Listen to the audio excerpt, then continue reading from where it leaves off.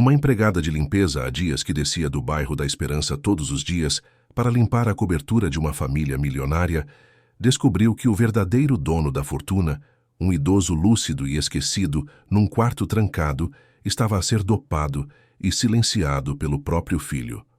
Quando Lúcia juntou coragem, provas e fé para denunciar o que acontecia atrás das paredes de vidro, um simples caderninho azul, um gravador antigo e a voz firme de um velho mudaram para sempre o destino deles, abalaram o império da construtora e devolveram dignidade a quem o mundo já tinha descartado.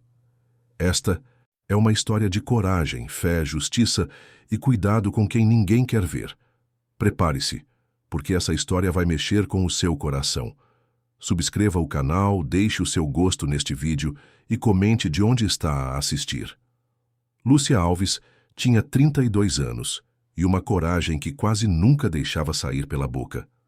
Morava com a mãe diabética e o filho de 8 anos no alto do bairro da Esperança, em Lisboa, numa casa modesta e arrumada, onde a toalha de mesa florida escondia as fendas da madeira, e um rádio antigo tocava cânticos religiosos pela manhã, com a voz do locutor a falhar toda vez que o vento batia na antena partida.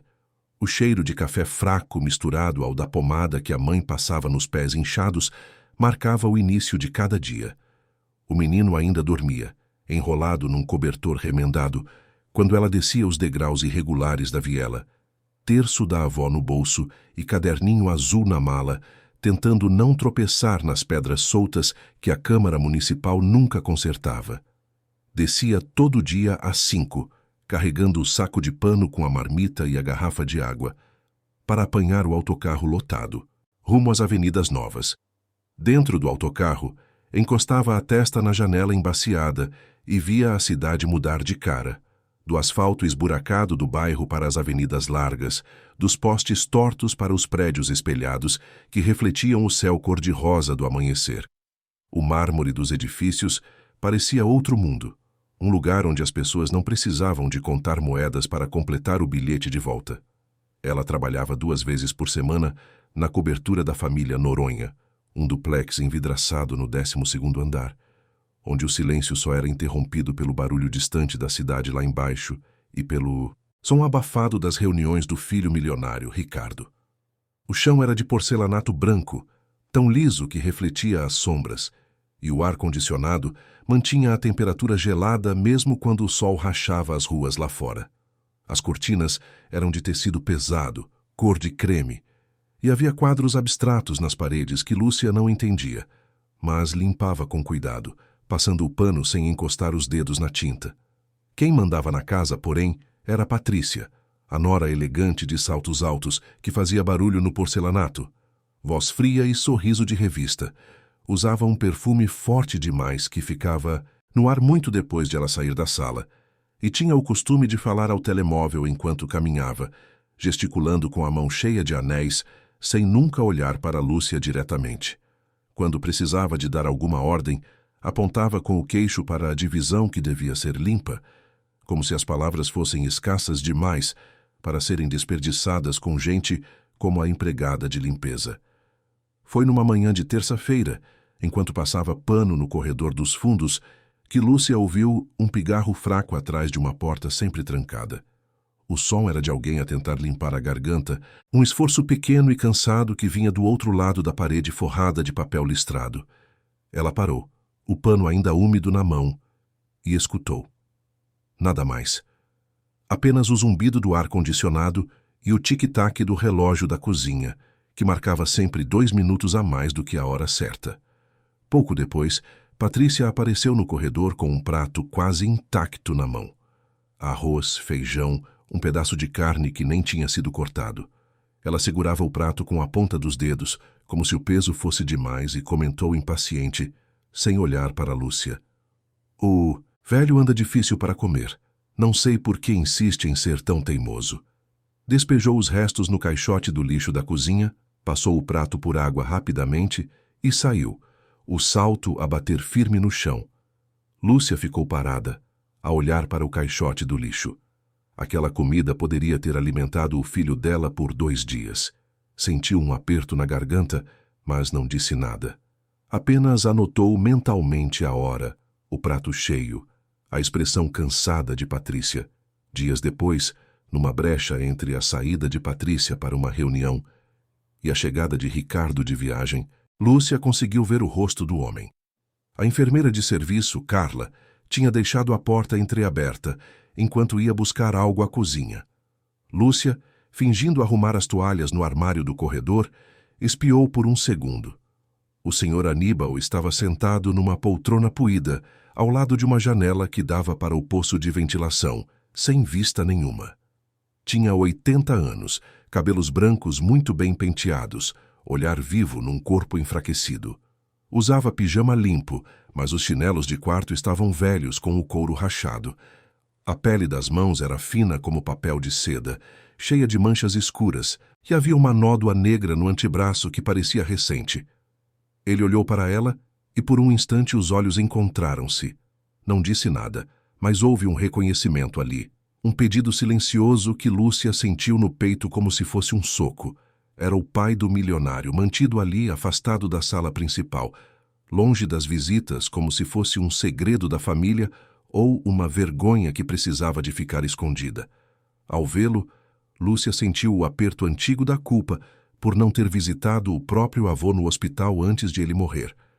O cheiro de desinfetante e urina velha, que vinha do quarto, levou-a de volta àquele corredor de hospital público, onde ela chegou tarde demais e encontrou apenas um lençol branco a cobrir o corpo.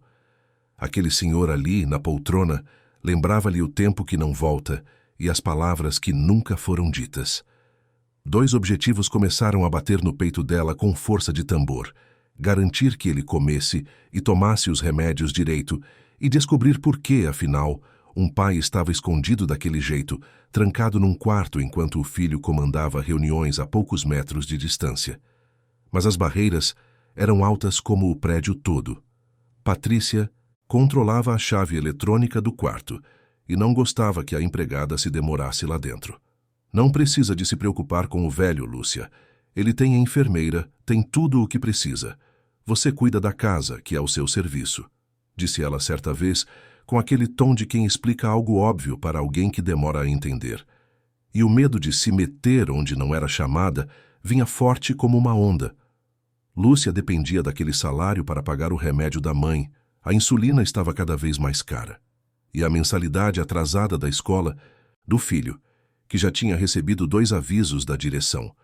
Não podia dar-se ao luxo de perder aquele emprego, mas também não conseguia tirar da cabeça o olhar do Sr. Aníbal, nem o prato cheio deitado fora, nem a nódoa negra no braço dele.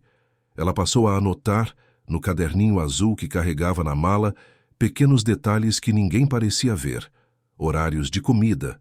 O almoço chegava ao quarto às 11h30, mas o tabuleiro voltava intacto ao meio-dia. Restos no prato, sempre os mesmos: arroz, feijão, carne. Comentários secos da nora: o velho não quer comer, o velho está impossível hoje, o velho precisa de tomar juízo. A posição estranha da câmara no corredor que não funcionava. Carla tinha dito isso uma vez, a rir, quando Lúcia perguntou se alguém vigiava o quarto.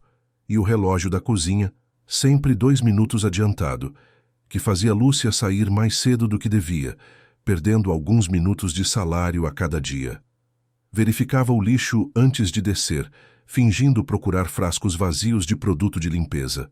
Às vezes encontrava embalagens de remédio, mas também encontrava comprimidos inteiros, ainda na embalagem, deitados fora. Anotava tudo: nome do remédio, dosagem, quantidade. Não sabia direito o que ia fazer com aquilo, mas algo dentro dela dizia para não deixar passar. Quando fechava a porta do apartamento à noite e descia no elevador de serviço, apertado e com cheiro de mofo, levava consigo uma urgência silenciosa que a acompanhava no autocarro lotado, na subida do bairro, no jantar com a mãe e o filho. Antes de dormir, ajoelhada no chão frio do quarto, com o terço entre os dedos e a voz baixa para não acordar ninguém, sussurrava quase sem som, as palavras a saírem mais como um sopro do que como uma reza. Deus, não deixes esse homem sozinho, não. Se o Senhor o pôs no meu caminho, dá-me coragem. Só coragem. Porque o resto, Senhor, o resto eu não sei nem o que é. Com o passar das semanas, Lúcia aprendeu a escutar a casa de um jeito que ninguém mais fazia. Havia ritmos ali, padrões invisíveis que se repetiam como música de fundo, o som dos copos de cristal na sala de reuniões, a tilintarem quando Ricardo brindava com sócios invisíveis nas chamadas de vídeo, o riso alto dele, cheio de confiança, que ecoava pelo corredor enquanto ela passava pano, no chão, de joelhos, invisível. As notificações do telemóvel de Patrícia a vibrarem sem parar na mala, cara que ela deixava sobre o balcão da cozinha, sempre aberta, sempre cheia de cartões dourados e notas de 100 euros.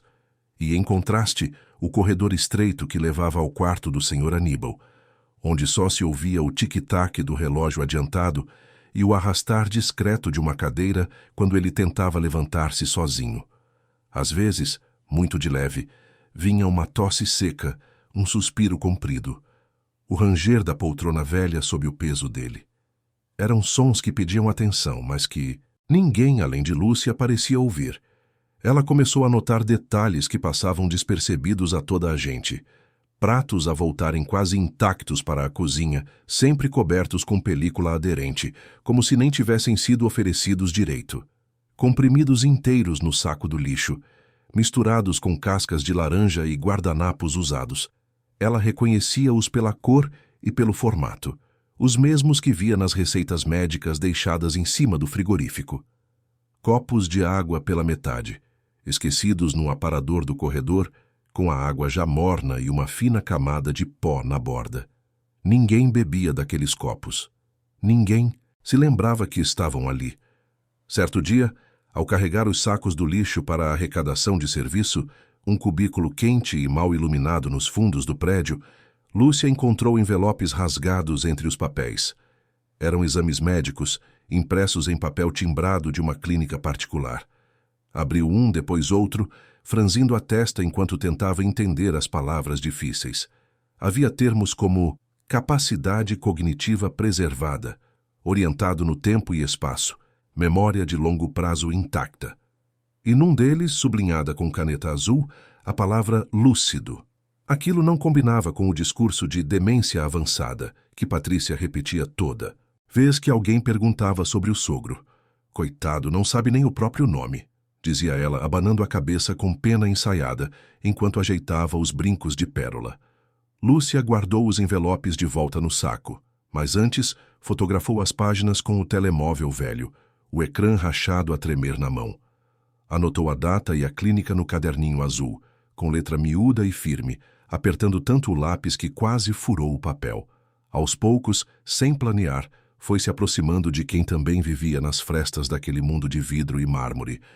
João, o porteiro, era um homem de quase 50 anos, uniforme surrado com o nome do prédio bordado no peito, que ficava de pé o dia inteiro na portaria apertada. Ele reparara, meses atrás, que um senhor de cabelos brancos nunca usava o elevador social, embora o carro do Dr. Ricardo estivesse sempre na garagem reluzente e sem um arranhão. Esquisito, não é?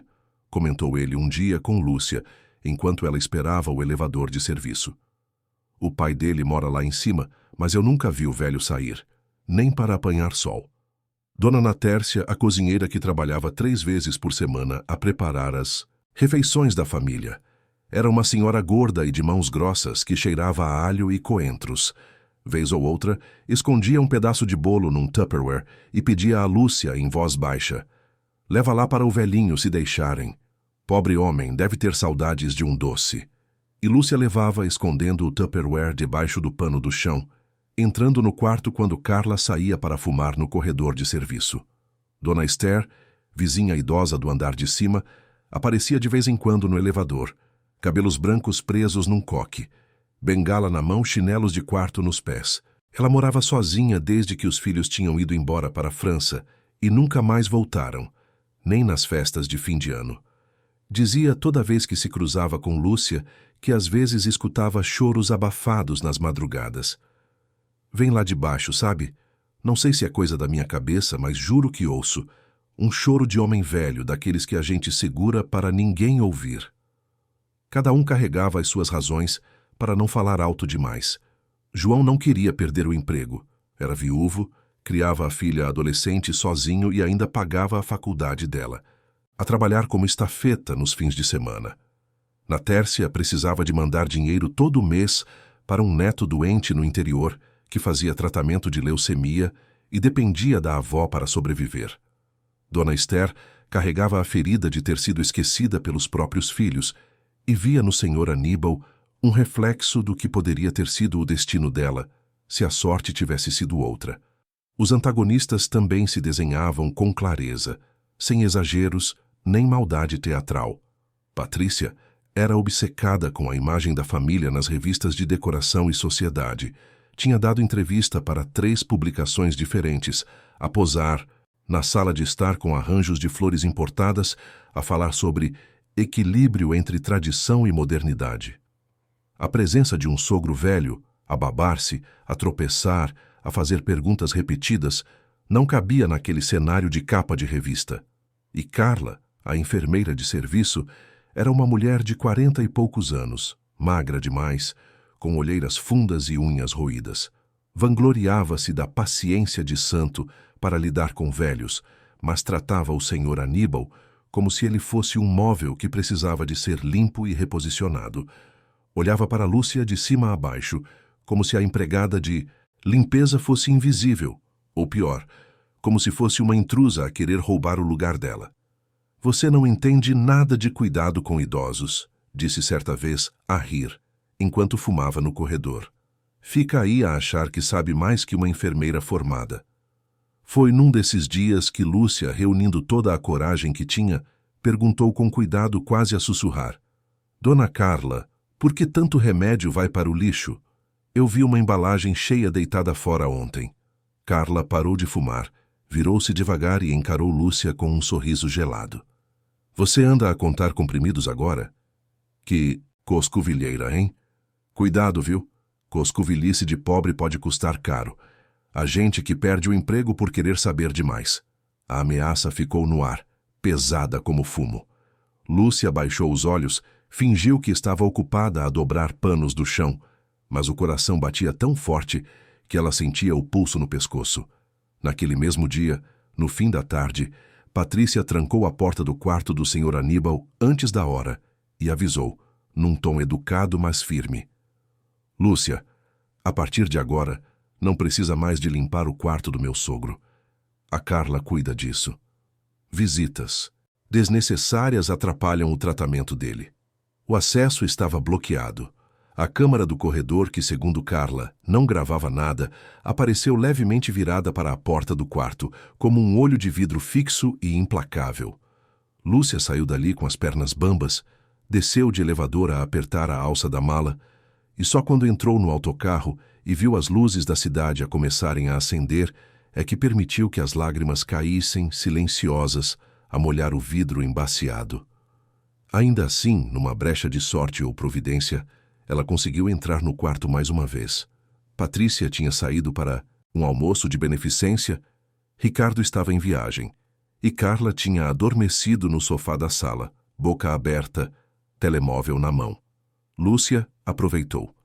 Entrou rápido, trocou o lençol suado do Sr. Aníbal por um limpo que tinha trazido de casa, deixou um copo de água fresca ao alcance da mão dele e arrumou as almofadas para que ele pudesse sentar-se sem dor nas costas. Aníbal olhou para ela com os olhos marejados e disse, numa voz fraca mas clara: Obrigado, minha filha. Que Deus lhe pague. Ela apenas acenou com a cabeça, sem conseguir falar, e saiu antes que alguém percebesse. Mas o preço veio rápido. Passou tempo demais lá dentro, atrasou a limpeza da cozinha, teve de correr para terminar tudo e saiu do prédio quase a correr. Perdeu o autocarro das 6, apanhou o das 7, chegou atrasada para ir buscar o filho à escola. A diretora esperava-a na porta, de braços cruzados, e deu-lhe uma repreensão à frente de outras mães. A senhora precisa de ter mais responsabilidade. Isto não pode continuar a acontecer. Lúcia pediu desculpas, baixinho, a segurar a mão do menino, que olhava para o chão envergonhado. A coluna ardia de tanto carregar, baldes a mais. O joelho doía de ficar ajoelhada no chão frio, e a cabeça pesava com a humilhação pública. Mas naquela noite, ao deitar o filho na cama e cobri-lo com o cobertor remendado, ela pensou no sorriso grato do Sr. Aníbal e decidiu que, por enquanto, aquela pequena vitória valia cada gota de dor. Certa tarde de quinta-feira, enquanto passava pano devagar no escritório envidraçado de Ricardo, Lúcia ouviu a voz dele mais baixa que o normal. Ele estava ao telefone, de costas para a porta, a olhar pela janela que dava para a cidade inteira, lá em baixo, um mar de prédios e antenas sob o céu carregado de nuvens. Ela tinha acabado de entrar na divisão com o balde e os panos, a pensar que o escritório estava vazio, como sempre ficava às quintas. Mas lá estava ele, em voz baixa, quase um sussurro. Ricardo não sabia que ela estava ali. Lúcia abaixou-se instintivamente atrás da estante de madeira escura, onde ficavam expostos troféus de empresário do ano e fotos emolduradas com políticos a sorrir. Começou a esfregar o rodapé devagar, quase sem fazer barulho, o coração disparado. Ele falava em alta voz, e a voz do outro lado era de um homem mais velho, tom formal, pausado. A interdição definitiva seria o caminho mais seguro, Dr. Ricardo. Com o relatório psiquiátrico que temos, não vai ser difícil. O juiz costuma aceitar este tipo de coisa quando a família demonstra preocupação. Ricardo andava de um lado para o outro, os sapatos de couro a baterem no chão. E quanto tempo leva? 2, 3 meses, depende da perícia. Mas se o tirarmos de Lisboa, o colocarmos numa clínica mais afastada, longe de jornalistas e de gente que o conhece, fica mais fácil. Menos chance de alguém questionar. Memórias. Inconvenientes. Ricardo murmurou quase para si mesmo. O velho sabe coisas que não podem vir à tona agora. Negócios antigos, entende? Há contratos que foram assinados de um jeito, digamos, criativo. Se ele abre a boca à frente de gente errada... Exatamente. Por isso a interdição resolve 2 problemas de uma vez. Protege o senhor e protege-o a ele também. Afinal, um homem naquele estado não deveria estar a tomar decisões sozinho. Lúcia sentiu o estômago revirar. Continuou a esfregar o rodapé, fingindo que estava concentrada, mas cada palavra entrava como uma agulha. De repente, uma corrente de ar fina do ar-condicionado derrubou um pedaço de papel que estava em cima da mesa. O papel voou devagar, descrevendo uma curva e pousou bem perto do balde dela. Era um documento impresso, com timbres e carimbos. Ela esticou a mão, bem devagar, e pegou. Leu as primeiras linhas, as palavras a dançarem à frente dos olhos. Aníbal Noronha, sócio maioritário. 60% das ações da construtora Noronha. LDA. Havia rabiscos à mão na margem, números, percentagens e uma frase sublinhada. Testamento registrado em 2018. Cláusulas de permanência obrigatória na direção enquanto estiver em plena capacidade mental. O Sr. Aníbal ainda era o dono da empresa. Não era apenas um velho esquecido num quarto. Era o homem que segurava as rédeas de tudo, ou pelo menos segurava até que Ricardo conseguisse tirá-lo do caminho de vez. A interdição seria a ferramenta perfeita, declarar o pai incapaz, assumir o controle total, apagar qualquer memória que pudesse manchar a imagem dele. Lúcia dobrou o papel com cuidado e enfiou na cintura das calças debaixo do avental. Continuou a limpar, a suar frio, até que Ricardo desligou o telefone e saiu do escritório sem nem olhar para trás. Ela ficou ali ajoelhada no chão, a respirar fundo, a tentar controlar o tremor nas mãos. A figura do antagonista desenhava-se sem exageros, sem maldade gratuita. Ricardo não era um monstro que desejasse a morte do próprio pai. Não planeava envenenar ninguém, não tramava assassinato, mas aceitava com uma frieza assustadora a ideia de dopá-lo com remédios desnecessários, isolá-lo numa clínica longe de tudo, declará-lo incapaz perante a lei. Se isso garantisse o controle absoluto da fortuna, a continuidade da imagem de empresário exemplar, a segurança dos negócios questionáveis que tinha feito ao longo dos anos, era a banalidade do mal travestida de preocupação familiar. É para o bem dele, diria Patrícia. Ele não aguenta mais a pressão, completaria Ricardo, e toda a gente acreditaria, porque era mais fácil acreditar numa mentira bem contada do que investigar a verdade escondida atrás de portas trancadas. E Carla, a enfermeira, ajudava porque estava afogada em dívidas. Devia dinheiro a agiotas que cobravam juros abusivos, tinha perdido o apartamento, morava de favor na casa da irmã. Quando Patrícia ofereceu o emprego fixo, com salário acima da média e uma gratificação especial se ela colaborasse com o tratamento, Carla fechou os olhos para o que não queria ver. Aplicava doses de calmante mais fortes que o necessário, anotava no processo mentiras sobre agressividade e confusão mental e repetia para toda a gente que o Sr. Aníbal não tinha mais jeito. Lúcia, ao sair do escritório naquele dia, sentiu as pernas bambas como gelatina. Desceu pelo elevador de serviço, saiu do prédio pelo subsolo, passou pela portaria onde João acenou distraído e caminhou até a paragem do autocarro com o papel ainda quente na cintura. Sentou-se no banco de metal, o sol a bater forte na cabeça e lembrou-se. Lembrou-se da única vez em que tinha denunciado algo parecido. Foi anos atrás, quando trabalhava para uma família em Alvalade. A patroa maltratava a sogra acamada, deixava a senhora suja, gritava com ela, negava-lhe comida quando estava zangada. Lúcia tentou conversar, foi ignorada, e então, num ato de coragem desesperada, foi até a esquadra da polícia. Entrou com medo, saiu com uma queixa na mão e uma esperança tímida no peito. No dia seguinte, a patroa esperava-a na porta, os olhos duros, um envelope na mão. Despedimento sem aviso prévio. Você é uma coscovilheira, Lúcia. Espalha mentiras sobre a gente. Nunca mais vai trabalhar em casa de família neste bairro. E cumpriu a promessa. Ninguém acreditou na empregada de limpeza. A senhora morreu meses depois e Lúcia nunca se perdoou por não ter feito mais, por ter desistido rápido demais, por ter deixado o medo vencer. Agora, sentada na paragem do autocarro com o barulho do trânsito ensurdecedor, o conflito interno queimava dentro dela como brasa. Sabia que mexer com gente rica trazia tempestades.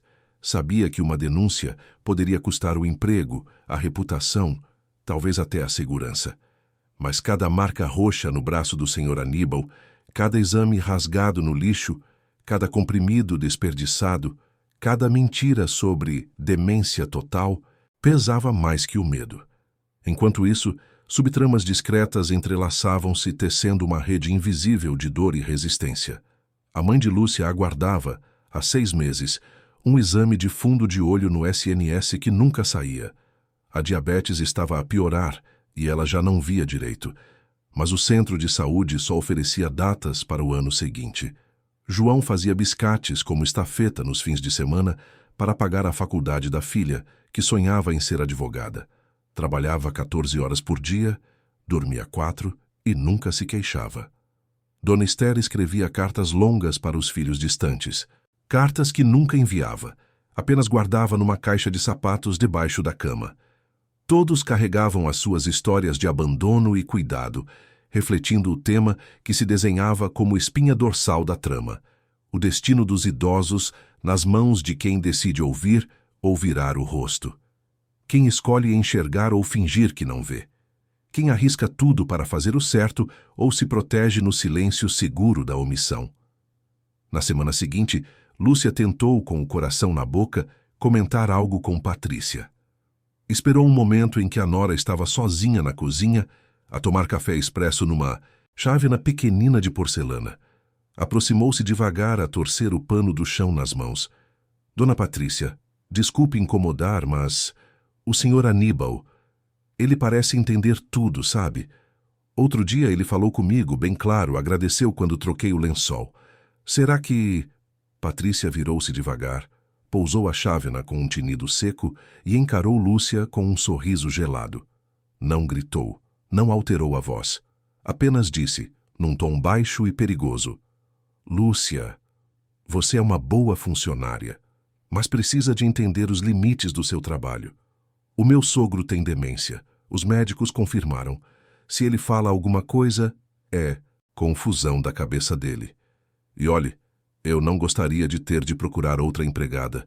Mas há muita gente a precisar de emprego, entende? A ameaça velada pairou no ar como fumo tóxico. Lúcia baixou os olhos, murmurou: "Desculpe, senhora", e saiu da cozinha com as bochechas a arder de vergonha e raiva. Naquele mesmo dia, quando foi embora, encontrou o envelope de pagamento mais fino que o normal. Abriu, contou as notas. Faltava um dia.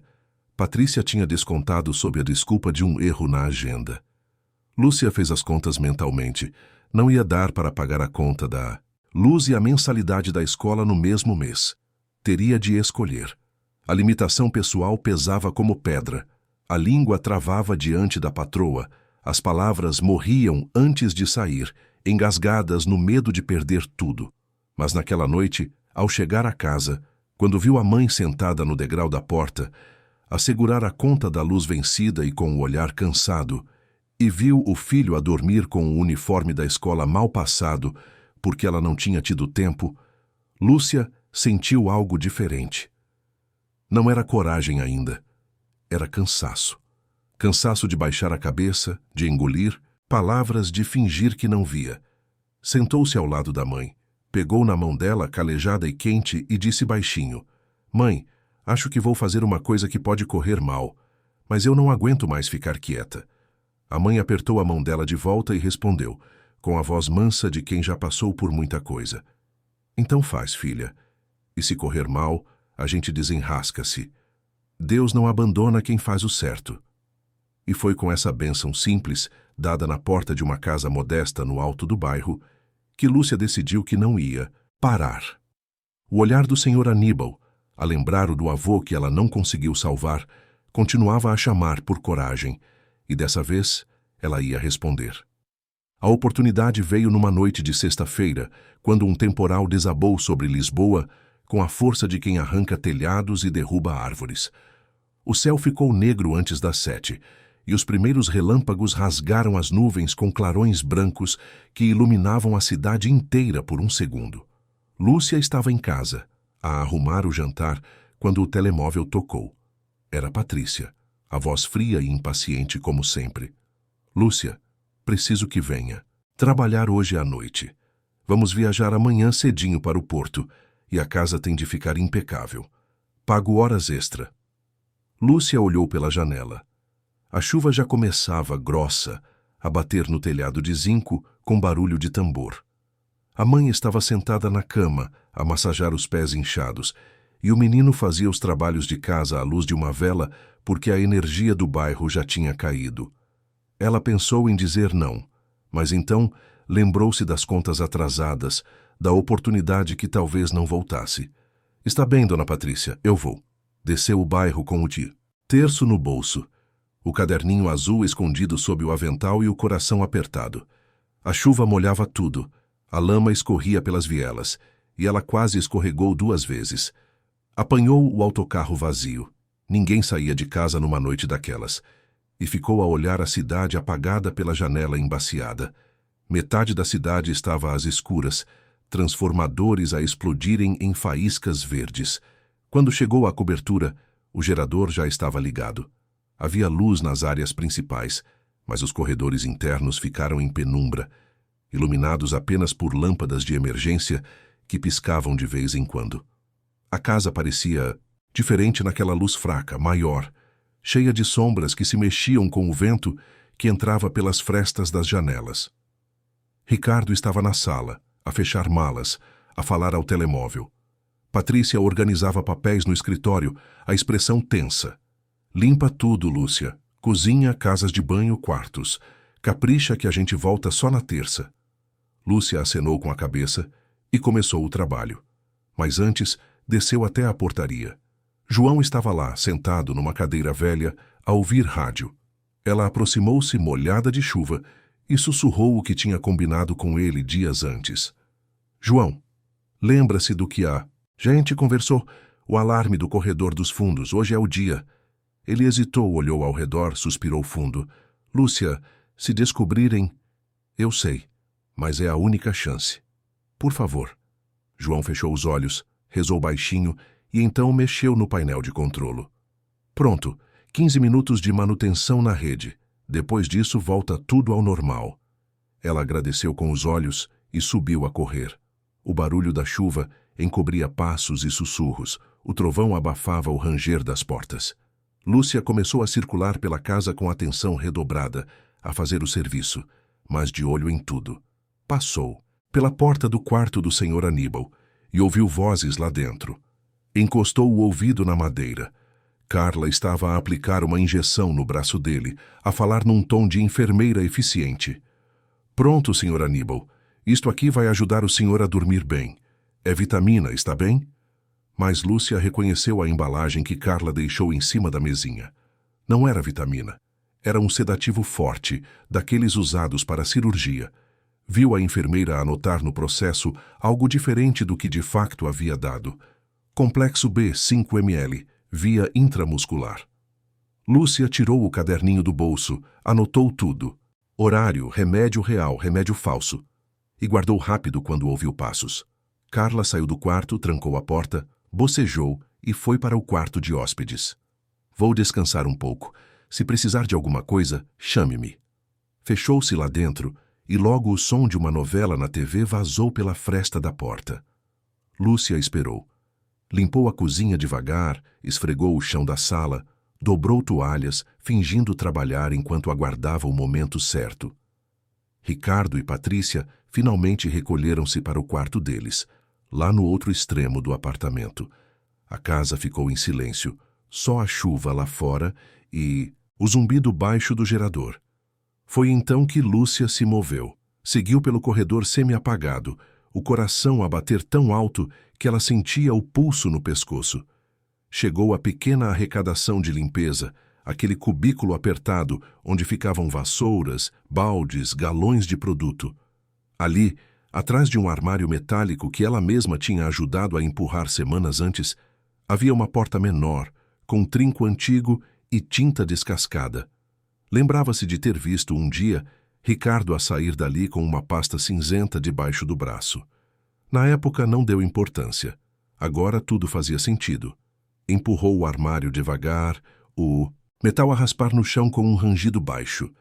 Experimentou a fechadura. Estava apenas encostada, não trancada. Empurrou a porta com cuidado e entrou. Era uma divisão abafada, sem janelas, a cheirar a mofo e papel velho. Havia caixas empilhadas, pastas amareladas, arquivos empoeirados. Uma lâmpada nua pendia do teto, a balançar com a corrente de ar. Lúcia puxou o cordão e a luz fraca revelou prateleiras cheias de documentos. Numa delas, reconheceu o apelido Noronha carimbado em pastas de couro. Abriu uma, depois outra, a folhear rápido. Contratos antigos, recibos, correspondências. E então viu, em cima de uma pasta, mais grossa, um gravador de voz antigo, daqueles de fita cassete com botões gastos e uma etiqueta amarelada colada na lateral. Anne, arquivo pessoal. Com as mãos trêmulas, apertou o botão de play. A fita chiou, rodou, e então a voz do Sr. Aníbal encheu o quartinho. Era uma voz firme, lúcida, pausada, gravada provavelmente anos atrás. O meu nome é Aníbal Rodrigues Noronha. Gravo isto hoje, 12 de março de 2018, em plena consciência e capacidade mental. Quero deixar registrado que a construtora Noronha foi fundada com o suor do meu pai e o meu. Trabalhei 40 anos para construir isto, e tenho uma condição que não pode ser esquecida. Nenhum idoso da nossa família, inclusive eu próprio, deve ser tratado como um peso, escondido por vergonha ou privado de dignidade. Quem não respeita os velhos não merece herdar o que eles construíram. A voz continuou, a relatar decisões sobre a empresa, orientações para o futuro, nomes de sócios, valores de ações. Era a prova viva de que ele sabia exatamente o que se passava e que não aceitava aquele destino de cárcere. Lúcia estava tão concentrada que não ouviu os passos a aproximarem-se.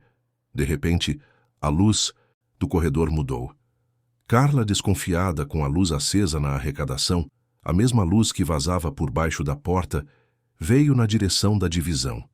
Lúcia ouviu a voz dela a resmungar. Quem deixou isto aceso? Não deu tempo de sair. Lúcia encolheu-se atrás das caixas, a suster a respiração, batendo com o joelho num balde metálico que fez um barulho seco. Apertou o terço com tanta força que quase o partiu.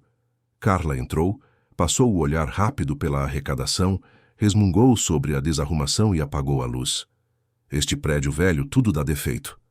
Saiu, puxou a porta, com força, e o trinco bateu. Lúcia ficou ali, no escuro total, a contar até 100, o gravador apertado contra o peito. Quando teve a certeza de que Carla tinha ido embora, saiu devagar, enfiou o gravador no bolso fundo do avental, empurrou o armário de volta ao lugar e voltou para a cozinha. Ajoelhou-se no chão a fingir esfregar uma mancha invisível, as mãos a tremerem tanto que o pano caía. Na saída, porém, outro obstáculo surgiu. O administrador do condomínio, um homem gordo e suado, tinha sido avisado por Ricardo de que qualquer movimentação estranha deveria ser relatada. Ele apareceu na portaria a questionar João sobre a tal manutenção no alarme. João, esse alarme que se desligou. Foi você? Foi, doutor. Manutenção rápida na rede, como o senhor pediu. Eu não pedi nada disso. João gaguejou, o rosto a ficar vermelho. O administrador pegou numa prancheta, anotou alguma coisa e disse rispidamente: advertência formal. Mais uma dessas, e você está na rua. Lúcia viu tudo de longe, parada debaixo da marquise, à espera que a chuva desse uma trégua para apanhar o autocarro. Sentiu o peso do risco que tinha posto sobre todos. João podia perder o emprego por causa dela. A filha dele podia abandonar a faculdade. Tudo podia desabar. Mas naquela mesma noite, já no autocarro vazio, com o gravador pesado no bolso e a chuva a bater nas janelas, ela ajoelhou-se mentalmente, porque não podia ajoelhar-se de verdade ali, e sussurrou com a voz embargada: se esta verdade é tua, Senhor, ajuda-me a aguentar o que vier, e protege o João, que não tem nada a ver com isto. Chegou à casa de madrugada, encharcada, com lama até aos joelhos. A mãe estava acordada, à espera, com uma toalha velha nas mãos. Abraçou a filha sem perguntar nada, apenas sentindo que algo grande tinha acontecido. E Lúcia, pela primeira vez em muito tempo, chorou. Não de medo, mas de um alívio estranho, como quem finalmente solta um peso que carregava havia anos. Na segunda-feira seguinte, Lúcia acordou com o corpo a doer como se lhe tivessem batido. Tinha passado o domingo inteiro sem saber o que fazer com o gravador, escondendo-o dentro de uma lata de biscoitos no armário da cozinha, tirando para ouvir de novo, guardando com medo de que alguém descobrisse. A mãe percebeu a inquietação, mas não perguntou. Apenas fez café mais forte e deixou um pão quentinho na mesa.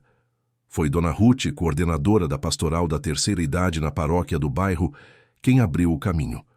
Lúcia procurou-a depois da missa das 7, nervosa, a torcer a alça da mala. Contou tudo. O velho trancado, os remédios deitados fora, os exames rasgados, a gravação.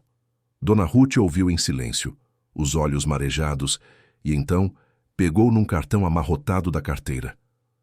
Há uma advogada que atende casos assim, voluntária, doutora Filipa. Ela vai saber o que fazer. Vai lá, filha. Leva tudo o que tens. No dia seguinte, Lúcia entrou num escritório pequeno no centro de Lisboa, num prédio antigo com elevador barulhento e corredor a cheirar a mofo. A doutora Filipa era uma mulher de 40 e poucos anos, cabelos curtos, óculos de aro grosso, que atendia numa sala apertada cheia de processos empilhados. Ouviu a história toda, folheou o caderninho azul, viu as fotos que Lúcia tinha tirado às escondidas, pratos intactos, marcas roxas no braço do senhor Aníbal, embalagens de remédio vencido. Quando ouviu a gravação, a doutora Filipa fechou os olhos e respirou fundo. Isto é ouro, Lúcia, mas é perigoso também. Você entende que vai mexer com gente poderosa? Eu sei, mas não consigo mais fingir que não vejo. A advogada sorriu, cansada. Então vamos fazer as coisas como deve ser. É preciso registrar tudo oficialmente. Queixa na polícia, pedido de proteção, avaliação médica independente. Vai ser duro. Eles vão atacá-la. Vão dizer que você inventou, que é interesseira, que quer dinheiro. Aguenta? Lúcia apertou o terço no bolso. Aguento. Assim, Numa manhã de quarta-feira, Lúcia entrou no Tribunal de Família e Menores de Lisboa com o terço escondido na mão e o coração disparado. O prédio era imenso, cheio de corredores gelados e gente a andar rápido com pastas debaixo do braço. Ela sentiu-se pequenina ali, invisível de novo, mas a doutora Filipa caminhou ao lado dela, firme, e isso deu-lhe coragem. A audiência foi marcada para as 10. A sala era alcatifada, com cadeiras de couro, uma mesa grande de madeira escura e uma bandeira de Portugal no canto. A juíza de serviço era uma mulher de uns 50 anos, cabelos presos num coque apertado, expressão séria. Entrou, todos se levantaram e então começou. Do outro lado da mesa, o advogado de Ricardo, homem de fato cinzento impecável, gravata de seda, pasta de couro. Apresentou as justificativas polidas. O senhor Aníbal era um senhor de idade avançada, sem condições de cuidar de si próprio, com diagnóstico de demência confirmado por 3 médicos particulares. A família, preocupada com a segurança dele, havia tomado todas as providências necessárias. Qualquer alegação em contrário era fruto de mal-entendido, ou pior, de interesse financeiro indevido. Ele falou bonito, com palavras difíceis, gesticulando com as mãos olhando para a juíza, como se estivesse a explicar algo óbvio. Apresentou relatórios médicos, processos, receitas. Tudo parecia perfeito no papel. Então, a juíza chamou Lúcia para falar. Ela levantou-se, as pernas bambas, e foi até a cadeira ao lado da mesa da juíza. Sentou-se, ajeitou a saia surrada, limpou as mãos suadas no tecido. A voz tremeu ao princípio, saindo fraca, quase um sussurro. Eu trabalho lá há 6 meses, empregada de limpeza há dias, 2 vezes por semana. Mais alto, por favor, pediu a juíza, sem rispidez. Lúcia respirou fundo e encontrou apoio na lembrança do avô, que morreu sozinho num hospital enquanto ela limpava a casa de estranhos. Pensou na mãe à espera de um exame no SNS há meses. Pensou na mão, calejada de João, que estava sentado no fundo da sala como testemunha, os olhos fixos nela, a dar-lhe força silenciosa. Eu comecei a ver coisas estranhas, pratos de comida a voltarem inteiros, remédios deitados no lixo, exames rasgados que diziam que o senhor Aníbal estava lúcido, não demente. Ele falava comigo, claro, agradecia quando eu trocava o lençol. Tinha uma marca roxa no braço, como se alguém o tivesse segurado com força. A porta vivia trancada. A câmara do corredor não funcionava, mas apontava sempre para o quarto dele. O advogado de Ricardo levantou a mão. Excelência, a testemunha não tem informação médica. Como pode afirmar que... Deixe-a terminar, cortou a juíza. Lúcia continuou, a voz a ganhar corpo. Contou dos exames encontrados no lixo, das discrepâncias entre o que Carla anotava e o que realmente aplicava. Falou da noite da tempestade, da arrecadação, do gravador. A doutora Filipa levantou-se e apresentou o aparelho, junto com a cópia autenticada em cartório. Excelência, solicito que seja ouvido o áudio. A juíza pegou no gravador, conectou-o a um amplificador pequeno e apertou play. A voz do senhor Aníbal encheu a sala firme, lúcida, pausada. Falava sobre a empresa, sobre dignidade, sobre a condição de que nenhum idoso da família fosse tratado como um peso. Ricardo reagiu com indignação explosiva, levantando-se da cadeira. Isto é invasão de privacidade. Ela entrou numa arrecadação trancada, roubou propriedade particular. Excelência, esta mulher pode ter plantado provas, pode ter... Sente-se, doutor Ricardo, ordenou a juíza, a voz cortante. Patrícia, sentada ao lado do marido, começou a chorar. Lágrimas perfeitas a escorrerem pela maquilhagem impecável, lenço de seda na mão. Sempre cuidei do meu sogro com amor, excelência. Sempre. Esta moça, ela é instável, inventa coisas, fica a bisbilhotar onde não é chamada. É ingratidão. Ingratidão pura. Mas, à medida que outras testemunhas eram chamadas, as lágrimas de Patrícia começaram a perder o brilho. João subiu ao estrado, nervoso, e confirmou que nunca tinha visto o senhor Aníbal sair do apartamento, embora o carro da família estivesse sempre na garagem. Dona Natércia, a cozinheira com as mãos a tremerem, relatou os pratos que voltavam intactos, o pedido para que levasse comida escondida para o velho. Dona Esther, a vizinha idosa, disse que às vezes ouvia choros abafados de madrugada, um choro de homem a tentar não fazer barulho. O advogado de Ricardo tentou desqualificar cada um. Funcionários ressentidos, excelência, vizinha com problemas de audição. Mas a juíza ouvia tudo, anotava, comparava os depoimentos com os documentos. Por fim, determinou: avaliação médica independente, a ser realizada por perito designado pelo Ministério Público. Proibição de qualquer mudança de morada do Sr. Aníbal até nova ordem. Abertura de inquérito para apurar cárcere privado e fraude na interdição. A notícia correu rápido, no prédio, nos elevadores, nas pastelarias do bairro. A empregada de limpeza denunciou o patrão rico. Dizem que o velho estava preso no quarto. Corajosa essa moça.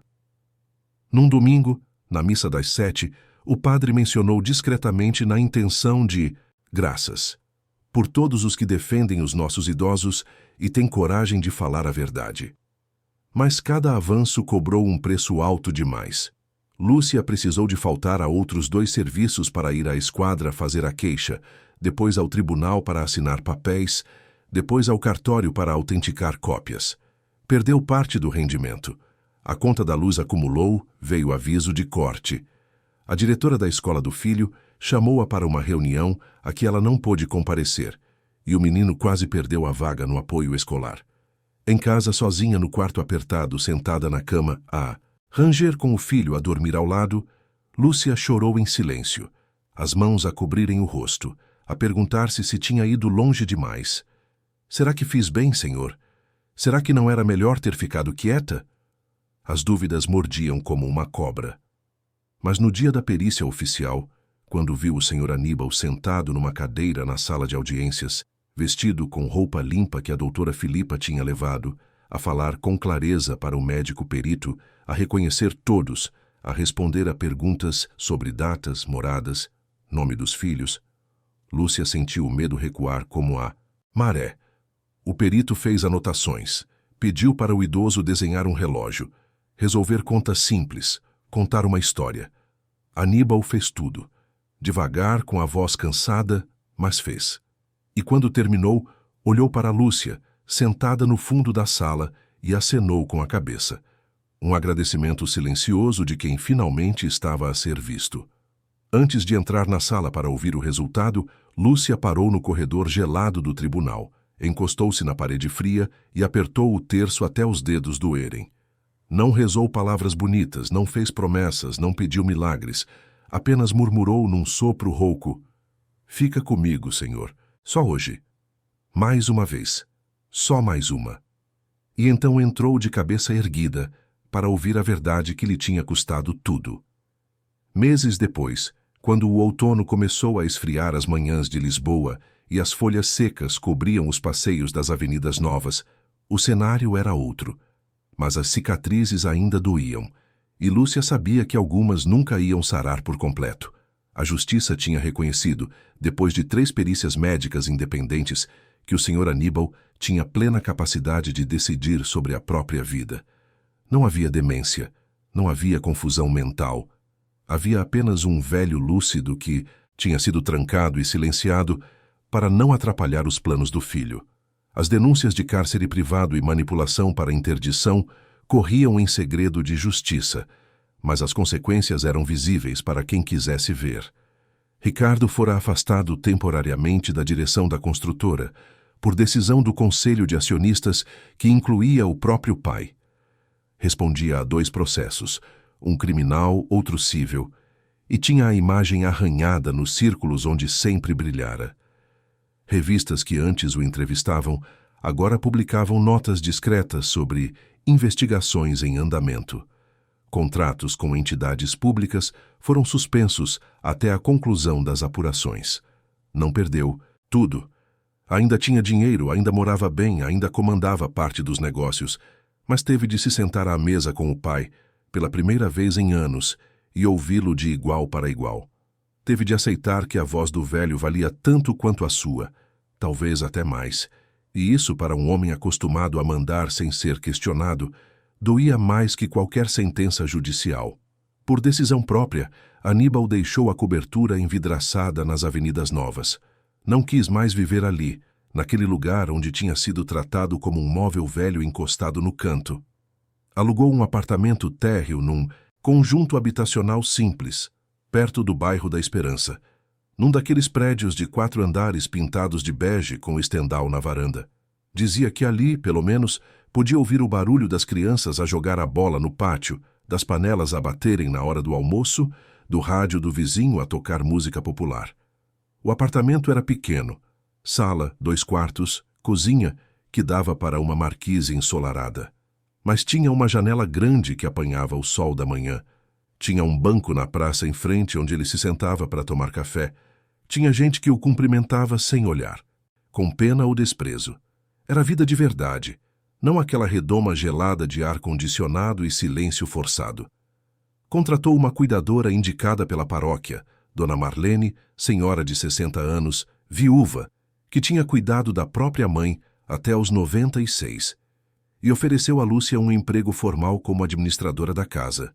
Salário justo, contrato de trabalho, férias, subsídio de Natal, horários combinados, das 8 ao meio-dia, de segunda a sexta, com respeito firmado em contrato e, mais importante, no olhar. Você salvou-me, Lúcia, disse ele no dia em que ela assinou o contrato. Não tenho como pagar isto, mas posso dar-lhe dignidade, e é isso que vou fazer. Lúcia aceitou, mas na primeira semana ainda se apanhava a pedir licença para se sentar, a baixar os olhos quando falava, à espera de ordens. O senhor Aníbal notou, e num dia puxou uma cadeira para ela na mesa da cozinha. Senta-te aqui, vamos tomar café juntos. E olha para mim quando falares. Você não é empregada, é funcionária, há diferença. Aos poucos, ela foi entendendo o que era aquilo.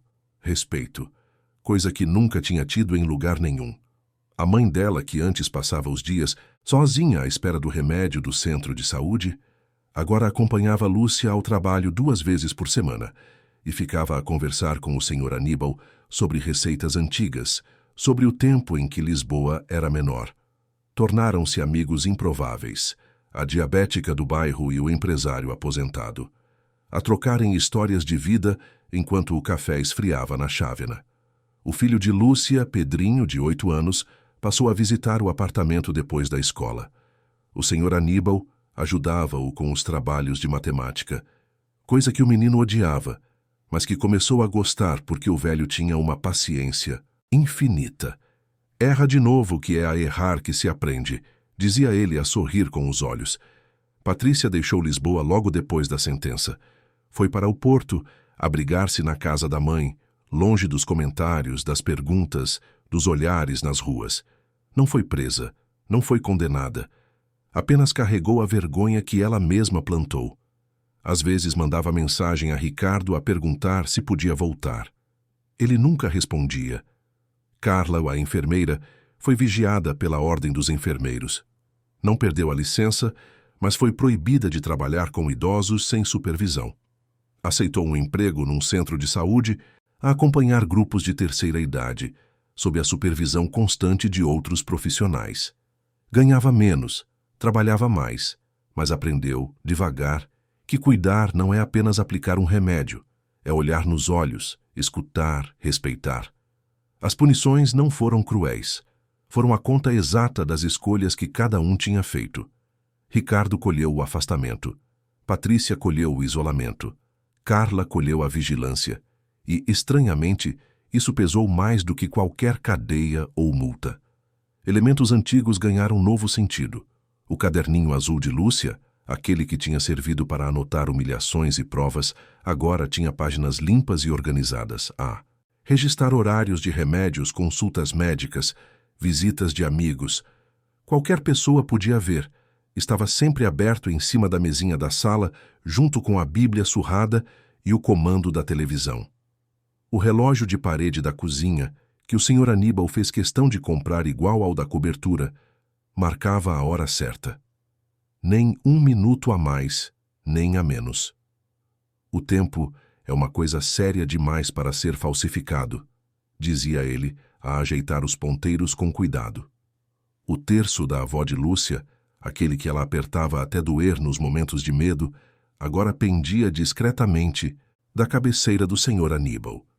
E algumas noites era ele quem puxava a reza com voz firme, a chamar Dona Marlene, a mãe de Lúcia, quem mais estivesse por perto. Vamos rezar juntos, que Deus não deixa ninguém sozinho quando a gente reza junto. As relações ao redor floresceram como um jardim depois da chuva. João, o porteiro, levava a filha, Júlia, estudante de enfermagem no 3º ano, para ouvir os conselhos do senhor Aníbal. Ele contava histórias da construtora, de quando começou com as mãos sujas de cimento, e ensinava o que tinha aprendido tarde. Que poder sem cuidado vira tirania, que dinheiro sem humanidade não vale nada. Júlia ouvia tudo, anotava num caderninho parecido com o de Lúcia e dizia que queria ser o tipo de enfermeira que Carla nunca foi. João, sentado ao lado da filha, às vezes limpava os olhos discretamente, orgulhoso, e agradecia baixinho a Lúcia por ter tido coragem. Dona Esther, a vizinha idosa do andar de cima do antigo prédio, recebeu a visita dos filhos pela primeira vez em 4 anos. Viram a história comentada num programa de TV local. Empregada de limpeza salva idoso de cárcere em cobertura de luxo. E sentiram vergonha. Ligaram, pediram desculpas, foram visitá-la. Agora ela tomava café na casa do senhor Aníbal 2 vezes por semana, a trocar receitas de bolo com a mãe de Lúcia, a mostrar fotos antigas dos netos que finalmente conheceu. Lúcia, enfim, sentia que pertencia àquele pedaço de mundo. Não mais como a empregada invisível que baixava a cabeça e engolia humilhações, mas como a mulher que lutou, pagou o preço, perdeu noites de sono, chorou escondida, quase desistiu, mas aguentou. E colheu aos poucos um lugar de respeito. Numa tarde de domingo, enquanto o sol se punha e pintava o céu de laranja e rosa, Lúcia estava na cozinha do apartamento a preparar café. O cheiro subia forte, misturado ao do bolo que a mãe tinha feito de manhã. Lá fora, no pátio, o menino jogava a bola com os amigos, e o grito dele de comemoração de golo ecoava pelas janelas abertas.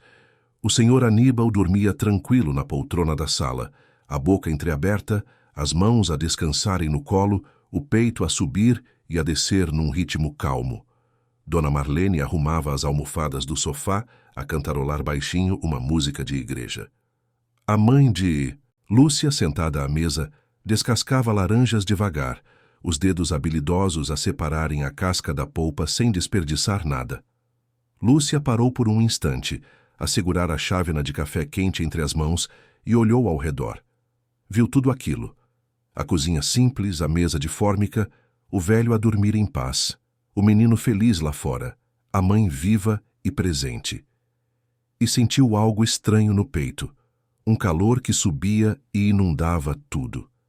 Fechou os olhos por um segundo, passou os dedos pelo terço já gasto, que agora ficava pendurado no prego ao lado do frigorífico, e deixou que uma única frase nascesse dentro dela. Não era algo que tinha lido nem ouvido, era algo que brotou do fundo, simples e manso, como água de nascente.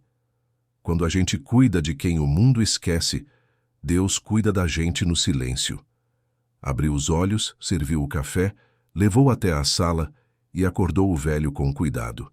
Ele abriu os olhos devagar, sorriu ao vê-la e aceitou a chávena. Obrigado, minha filha. De nada, senhor Aníbal. De nada. E naquele instante, com o sol a pôr-se lá fora e o cheiro de café a encher a casa, Lúcia soube que tinha feito a coisa certa. Custou caro, magoou, deixou marcas, mas valeu a pena. Cada lágrima, cada noite sem dormir, cada medo engolido, tudo valeu a pena.